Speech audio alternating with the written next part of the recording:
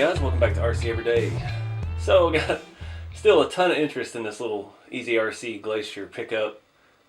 These things look pretty cool, and yeah, there's a link below to the unboxing video and then how I did the lift kit and the wheels and tires and everything from RC 4-wheel drive. So the next installment on this build is going to be, we've got some parts here from Hot Racing. These are link kits for the SCX24, and it's not going to direct fit, I guarantee that, but I got two different ones here, different links, different wheelbases. Also went ahead and picked up some more spacers. I used a lot of these in the lift kit originally, but the links and stuff on this are very flexible plastic. They had some drive shafts from Hot Racing. I went to my local hobby town in Lewisville, Texas, and those guys were nice enough to let me bring the truck and just sit there with the lock cabinet open and trying to match links of rods and things like that. So I ended up with two kits here. This is a Hot Racing aluminum link set for long wheelbase 133.7 SCX24, and another set for aluminum link set for 5.25 inch 133.5 millimeter SCX24. Doesn't specify which one's for which vehicle, but we're going to be limited a little bit by hardware.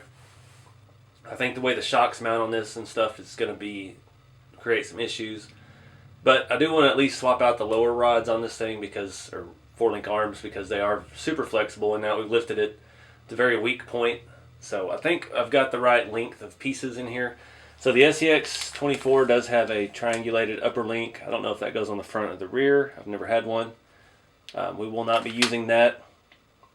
But this kit here, that's 133.5 millimeter, has 40.5 millimeter rods, 61.5 millimeter rods, and 69 millimeter rods. The other set, which is the 133.7, has 50 millimeter rods, 51 millimeter rods, and 58.5 millimeter rods. So I'm pretty sure the two longest ones here will work on this truck. Unsure about any of the upper 4-link mounts, and you never know, we might be able to use one of them or something for a steering drag link or anything like that. I don't know. We'll just have to see. We'll just see if we can make any of this work.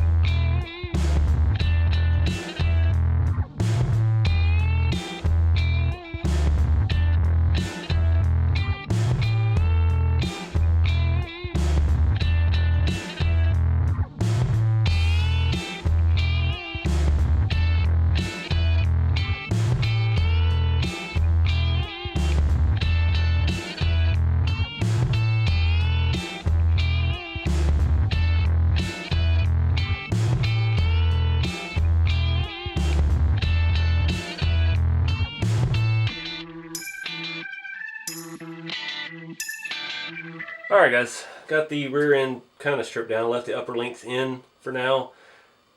The main issue with this, we're going to have the stock rods have open inlets and the hardware has ball ends on it.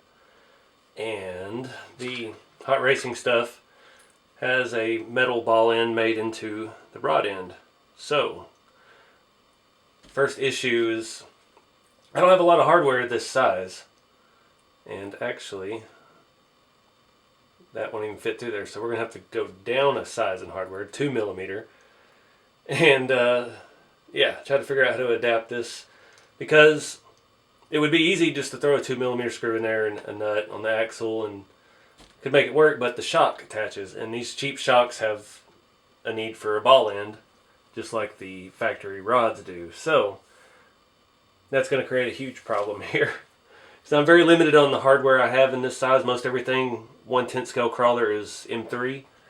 So all this M2, M2.5 stuff is not, I don't have a good supply of it. So let me do some digging around here and see if we can even make this work at all. Well guys, this is going to be a short video. I don't think I can make it work. I got the lower rear rods on, and they just were a little bit too long. It was throwing the pinion angle off, messing up the wheelbase. And it just didn't jive right. There's too many different sizes of hardware. Some of this stuff is 2 millimeter, some of it's 1.5. The axial rods, I think, are made for 1.5, and I've got some 1.5 and some M2 stuff, but it's just not jiving together right. Like, I had it all on the rear, but it wouldn't thread into this, so I was going to have to try to put a nut on the inside. And remember, this is 1/18 scale, so this is extra tiny. And yeah, it's just getting too fiddly. It's not worth it. So I just wasted $70 on SCX24 rod kits to try and make this work. But it could be done, but I don't have the right hardware to do it. And it's, you know, realistically, it's not made for this, so it was a crapshoot.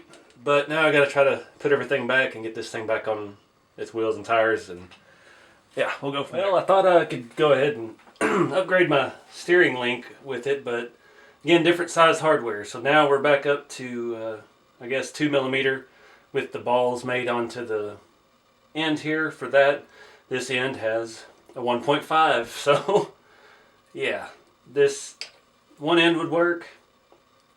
Yeah, that'll fit through there. But this end, there's no way to make it actually strong enough. And I don't want to mess up the rod ends, because then there's nothing you can replace that with. So, yep, another fail. But I am going to adjust the steering. I had it moved in, the drag link, to the inner hole on the servo arm. Somebody suggested that may be why it was limited the turning radius when we were driving it.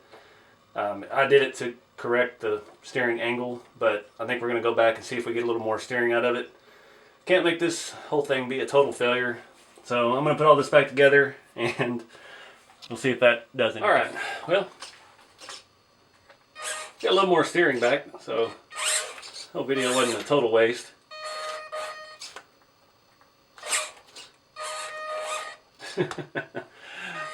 So anyways, I failed so you don't have to. Save your money. They don't really work. It's worth a shot though. But I'm going to wrap this one up, guys. Appreciate everybody watching. Hope everybody has a safe and happy new year. And keep a scale. See y'all in the next one.